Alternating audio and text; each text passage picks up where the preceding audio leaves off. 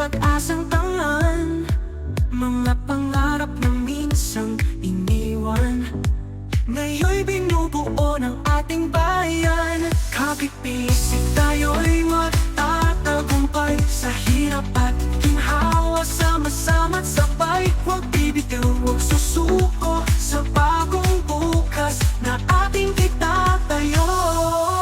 Bagong araw, bagong pag-asa, bagong Pilipinas na magkaisa.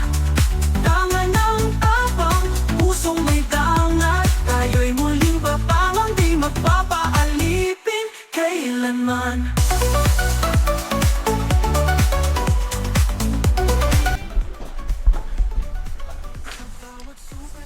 Thank you very much, everybody. It's a great honor to have President Ferdinand Marcos Jr. of the Philippines, a great family legacy, and highly respected in this country. I know that because I have many friends in the Philippines, and there's great respect, or I couldn't say it, so congratulations. We're going to be talking about trade. We're going to be talking about war and peace. They're a very important nation militarily, and we've had some great drills lately. We're back with them. I think I can say that the last administration was not getting along with them too well. They didn't get along with anybody. They didn't know. Honestly, they didn't know what they were doing. But we have some fantastic military relationships with the Philippines, and that's been reinstituted. And Pete, I would say that you couldn't be happier, right, with the relationship. Great partners. So I just want to say it's an honor to have you. We're going to talk about trade today, and we're very close to finishing a trade deal, big trade deal actually. And we do a lot of business with you. It's a lot of income coming in for both groups. But I was surprised to see the kind of numbers. They're very big, and they're going to get bigger under what we're doing and what we're proposing. And I just want to thank you for being with us. It's a great honor. You and your representatives, it's really a great honor. We have a big announcement. AstraZeneca, the big drug company, is going to spend $50 billion, just announced $50 billion in the United States in order to build various places all over the country, big manufacturing plants, pharmaceutical plants all over the country, so that's an honor. And he said they did that because of the election and because of the fact that the tariffs are placed. So they're building their facilities in New York. $50 billion, that's a big investment.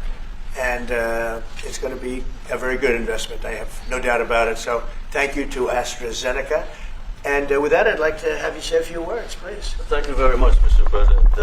Of course, we're all very happy to be here to once again reaffirm the very strong ties between the Philippines and the United States, ties that go back over 100 years. And considering the context in which we live these days, especially in my part of the world, this has evolved into as important a relationship as is possible to have. We must remember that the United States is our only treaty partner in the Philippines, and that has stood us in good stead over the years, certainly through the Second World War, and the cultural memory of all Filipinos, down to even the school children, is that our strongest, closest, most reliable ally has always been the United States. That is something that we value, that we are grateful for, and that we will continue to foster as we go on. With the leadership of President Trump, I am very confident that we will be able to achieve that.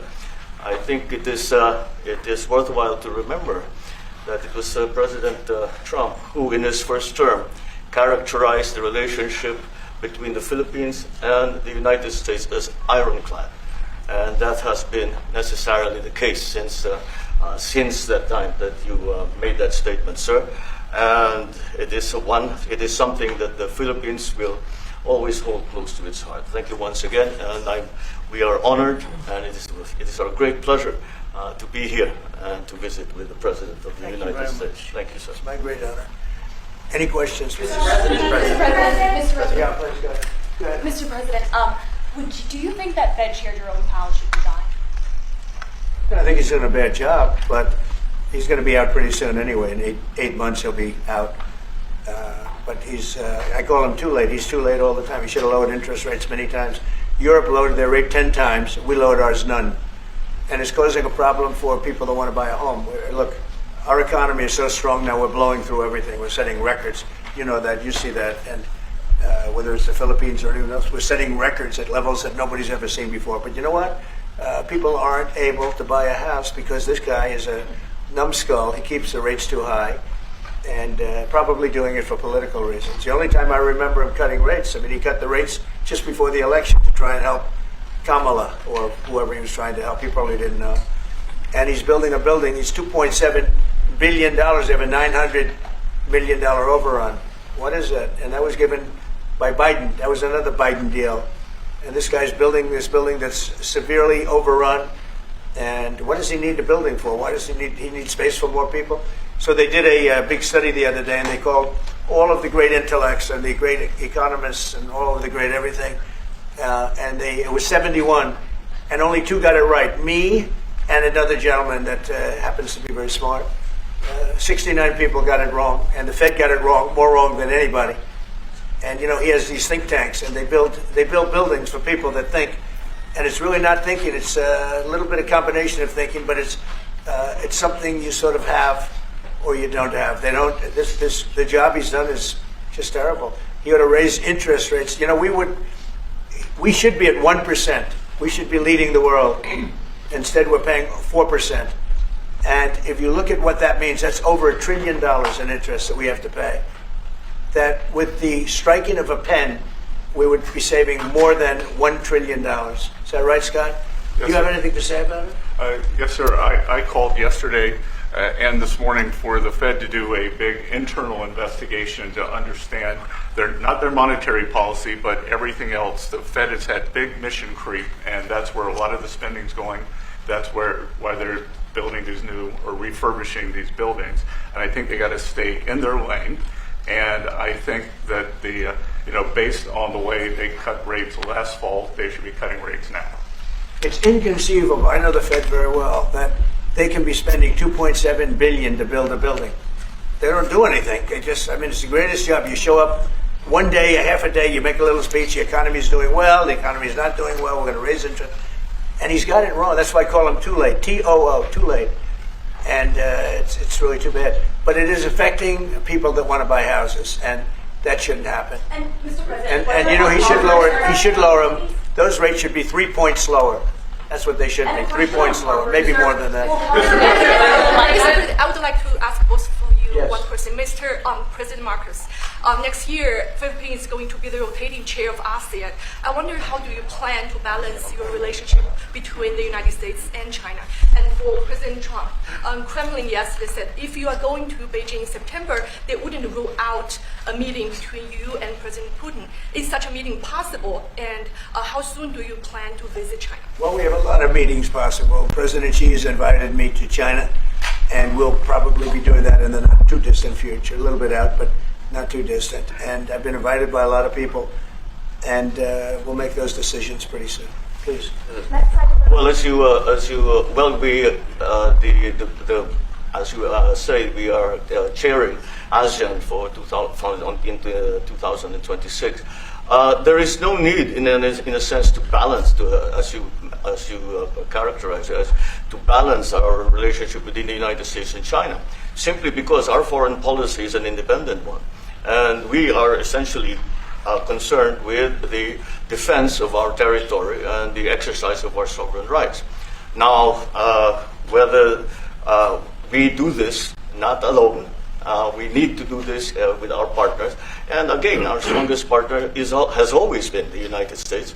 But of course, we are trying to form coalitions and multilateral relations so that those like-minded nations who share the same values as we do, who hew to international law, most specifically the UNCLOS, present that position very clearly to anyone who has intentions of unilaterally changing the world order, and that is how we are guided.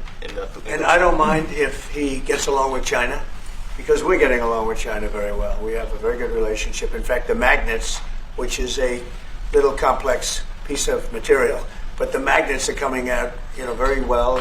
They're sending them in record numbers. We're getting along with China very well, and I don't mind if the president dealt with China. That's meant because I think he has to do what's right for his country. I've always said, make the Philippines great again. Do whatever you need to do, but you're dealing with China wouldn't bother me at all. Well, now it is something that we have to do in any case. Yeah. Certainly. Mr. President, do you support the Justice Department seeking a new interview with Ghislaine Maxwell, and did you urge the Attorney General to seek one? I don't know anything about it. They're going to what? Meet her? Your Deputy Attorney General is reached out to Ghislaine Maxwell's attorney asking for a new interview. Yeah, I don't know about She it, is but there. I think it's something that sounds appropriate to do. Yeah. Do you have any concern that your Deputy Attorney General, who's your former attorney, would be conducting the interview, given your past relationship? He's a very talented person. He's very smart. I didn't know that they were going to do it. I don't really follow that too much. It's sort of a witch hunt, just a continuation of the witch hunt. The witch hunt that you should be talking about is they caught President Obama absolutely cold, Tulsi Gabbard. What they did to this country in 2016, starting in 2016, but going up to 2020 in the election. They tried to rig the election, and they got caught. And there should be very severe consequences for that.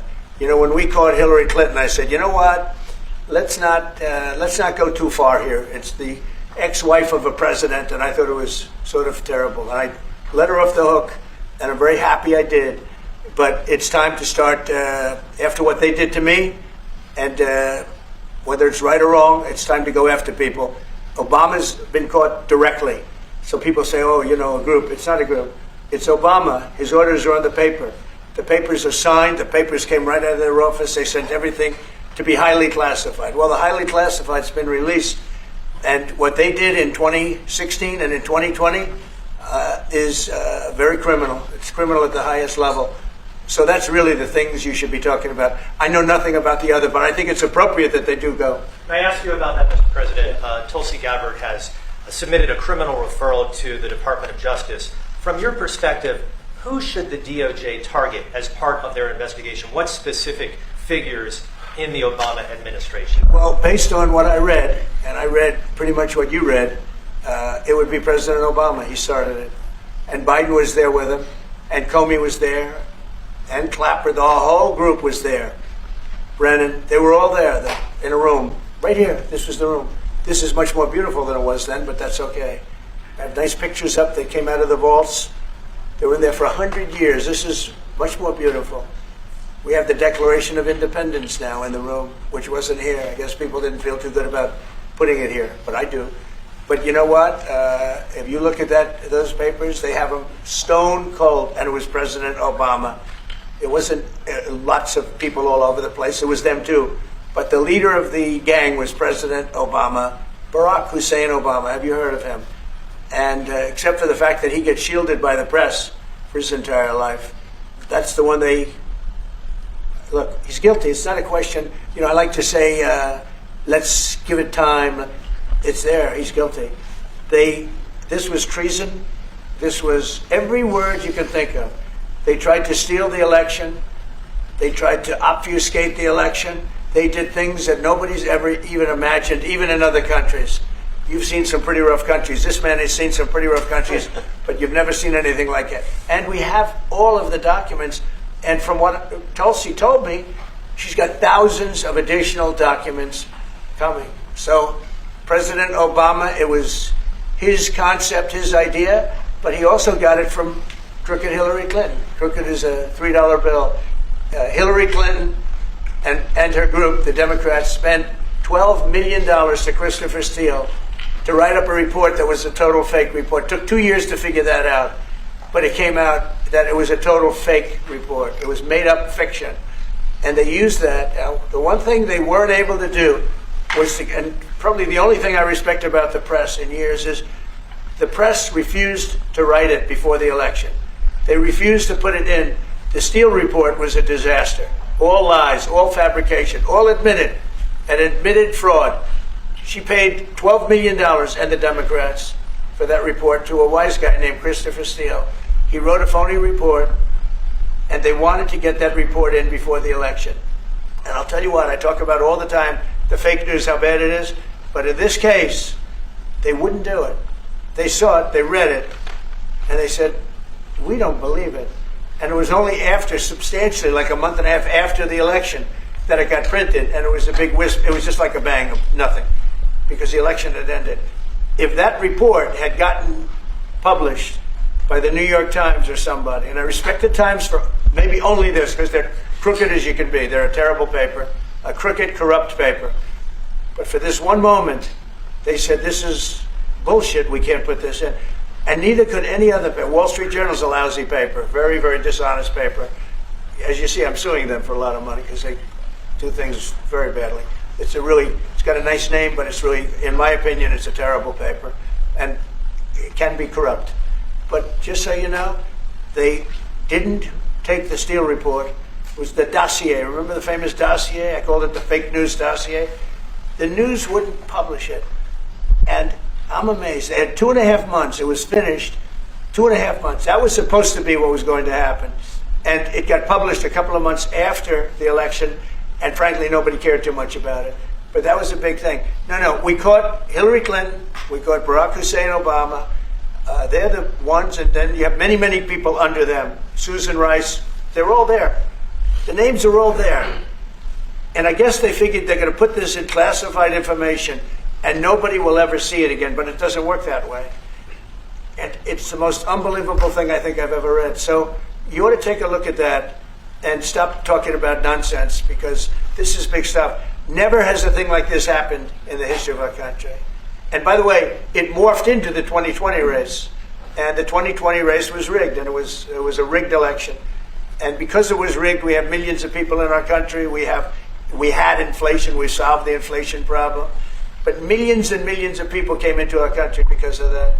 And people that shouldn't have been, people from gangs and from jails and from mental institutions, people that we don't want in our country, people that we're getting out, dangerous people. 11,888 murderers, many of them 50%, more than 50%, murdered more than one person. I hate to say this with such a distinguished guest, but they asked me a question. I got to answer the question.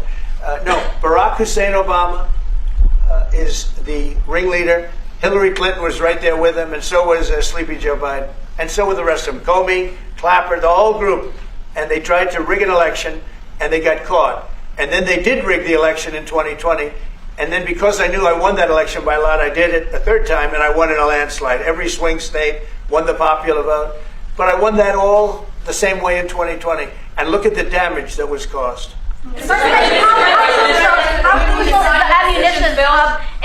How crucial is the ammunition hub that the U.S. plans to build in Subic and the Luzon corridor, considering that these will be built in areas that hosts strategic ports as well as military air bases? You're talking ammunition? Yes, the U.S. House Congressional Committee on Appropriations approved a budget. Well, it's very important. Otherwise, we wouldn't have approved it. Sorry? Yeah, it's very important. Otherwise, we wouldn't. We need ammunition. We're going to end up in a few months, we'll have more ammunition than any country has ever had. We're going to have more missiles than any country has ever had. We're going to have all the speedy missiles. We'll have the speedy ones, the slow ones, the accurate ones, the ones that are slightly less accurate. We have everything. But we will have more ammunition than any country has ever had. It's very important to me. And how Go ahead, please, Red. Sir, when you say that you're close to making a trade deal, what gaps remain? And for President Marcos, sir, I was just wondering, do you not think that perhaps the Philippines hosting U.S. missile systems could be considered escalatory by China, especially because they can strike deep into mainland China? Thank you. Well, it's an honor to be with this gentleman. I've known him, and I've known his family, actually, but I've known him. And I assume you're from the Philippines? Are you from the Philippines? Yes, sir. It's good. You're very lucky to be from the Philippines. Right? It's a great place. But we're going to have a very good relationship. I mean, I know you had some problems with another president, and it was not your fault. It was the president's fault. And the country was maybe tilting toward China, but we untilted it very, very quickly. But you had a country that was tilting toward China for a period of time, and I just don't think that would have been good for you. You can deal with China, you should deal with China, but when I got elected, everything changed, and they came right back to us. President Trump. Could you consider extending Say it again? Yeah, Brian, go ahead. Oh, Mr. President, I just wanted to piggyback off. Sorry, I have a question to President Marcos. I'll let you Yes, answer yes. first. I'm sorry, what was the question again? It was about whether having U.S. missiles hosted in the Philippines could be considered escalatory by China. All all of the what we consider part of the modernization of the Philippine military is really as a response to the circumstances that surround the situation around the South China Sea and now what we used to refer to as Asia Pacific, which we have expanded now to the Indo-Pacific.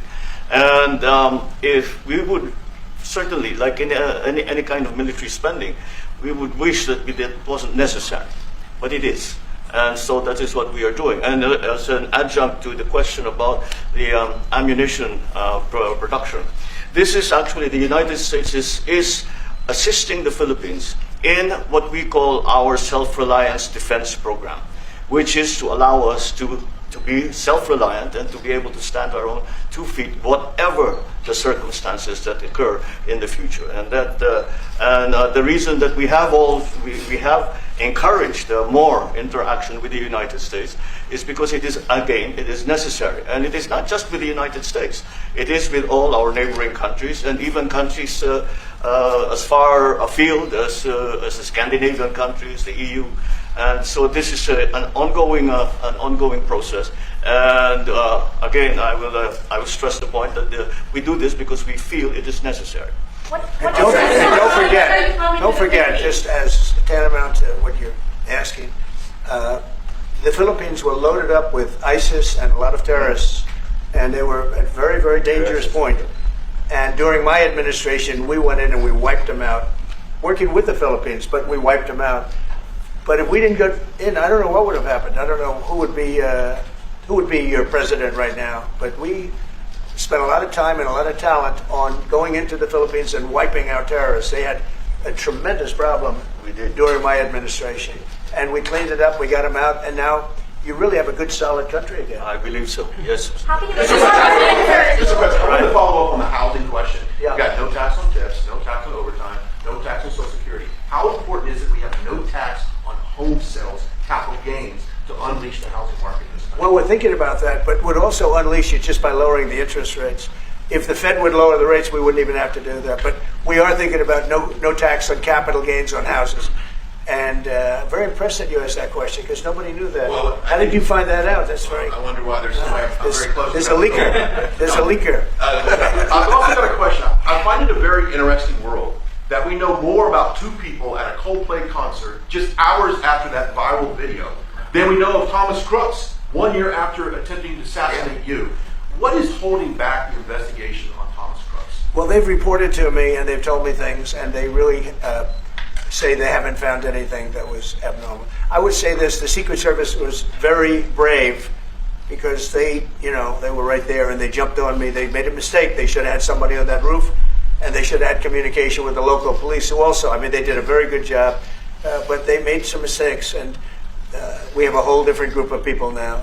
I don't think anything can happen, but I think we have the best people anywhere in the world right now, and I think they've learned. And, they went into him very, in great detail. They gave me the whole thing, and what can I do? They say that it was just a nut job that was looking to do this, and I spoke with the FBI, the new FBI. I spoke to the FBI, who was the old FBI. I wouldn't have believed a thing they said because the old FBI under Comey was crooked as hell. He was one of the most crooked. Everybody should read the Horowitz report. Unfortunately, Bill Barr didn't use it. But the Horowitz report, not appointed by me, it was a report on Comey and the FBI. It is one of the worst shots at a human being I think I've ever seen. In fact, the New York Times did an editorial that was one of the worst editorials I've ever seen about anybody. That was about Comey. You ought to go back and get, and Barr didn't use it because he didn't have the guts to use it or something happened. I don't know. Too bad. He went to Mr. Durham. Instead of doing the Durham, all they had to use is the Horowitz report. And I always felt badly for Horowitz, frankly, because he's a Democrat, I guess. He was appointed by a Democrat. But that report has gotten lost, and it shouldn't be lost. You should all go back. It should be mandatory reading. Go back and read the Horowitz report on Comey and his cronies. And you'll see exactly, we're going to add that to all the stuff that we found. It just confirms it. But what we found is even more so. And we found absolute, this isn't like evidence, this is like proof, irrefutable proof that Obama was sedacious, that Obama was trying to lead a coup. And it was with Hillary Clinton, with all these other people. But Obama headed it up. And, I get a kick when I hear everyone talks about people I never even heard of. It was this one. No. It was Obama. He headed it up. And it says so right in the papers. Got everything. This is the biggest scandal in the history of our country. And it really goes on to even the auto pen, because it all relates to the same thing. It all started, the same sick minds. You have an auto pen, which is a tremendous, well, we don't have a president, we have an auto pen that signs everything. I'll bet you sign everything. You don't have auto pens. Everybody, who doesn't sign? You're the president of a country. But it's all that whole thing, leading right up to the end of it is the auto pen. And the auto pen was used by people, and Biden knew nothing about it. They were signing documents that he knew nothing about. As an example, they released the Unselect Committee of Liability. The Unselect Committee spent 2 years grilling everybody, and then they destroyed all the evidence. You know why? Because the evidence made them guilty, and he gave them all a pardon. The Cheney, all the scum that was on the Unselect Committee, Cryan, Adam Kinzinger, and Democrats, and he gave them a pardon. Do you have something else? Yes, I was sir. going to add one more thing on Adam Schiff. Director Pulte reports that Adam Schiff claims he lived in a one-bedroom apartment. Now, how does a family of four, and you're a developer, a very successful developer, how does a family of four live in a one-bedroom apartment? No, it looks like Adam Schiff really did a bad thing. They have him. Now, let's see what happens. It's not up to me. I stay out of it purposely. But it's mortgage loan fraud. It's a big deal. He defrauded banks and insurance companies and the federal government. But it's very simple. It's mortgage loan fraud. And you're right. It's a lot of people to live in a one-bedroom apartment, right? But he put it down. But he has a lot of other things far worse than that. So, no, Adam Schiff, they have him 100% on mortgage fraud. Now, if there's anybody else in this room except you would have no problem. But anybody else in this room, you'd have a problem. I'd have a problem. Yeah, please. So there was a hearing yesterday in the Harvard case. Would you allow Harvard to get their federal dollars back as a part of any agreement with the administration? No, I'm not giving. Harvard's been given $7 billion. Can you believe it? By the Fed, $7 billion, and we want money to go to all universities, not Harvard. Harvard got more than anybody else. They have $52 billion. They get huge tax incentives and tax breaks on that $52 billion. But they have $52 billion, and they got $7 billion over a short period of time.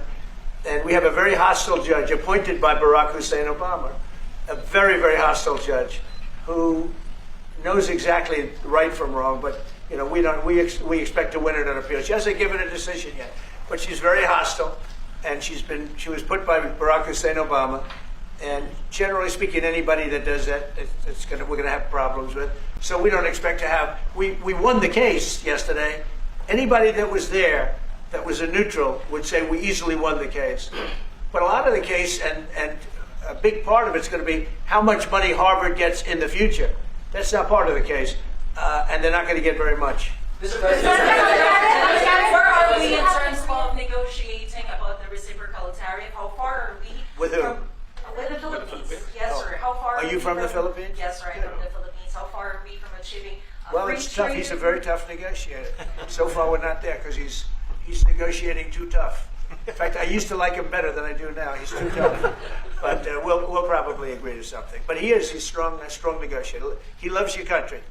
Mr. President, When are you talking to the No, Philippines? please. You talk a lot about the severe consequences that those who are involved in the Russia hoax must face. In your view, sir, what are the next steps now that these documents are out there? Tulsi Gabbard? Well, the Justice Department would have to act. And we have a very competent, very good, very loyal to our country person in Pam Bondi, very respected. And it's going to be her decision. Just a follow-up to that, sir.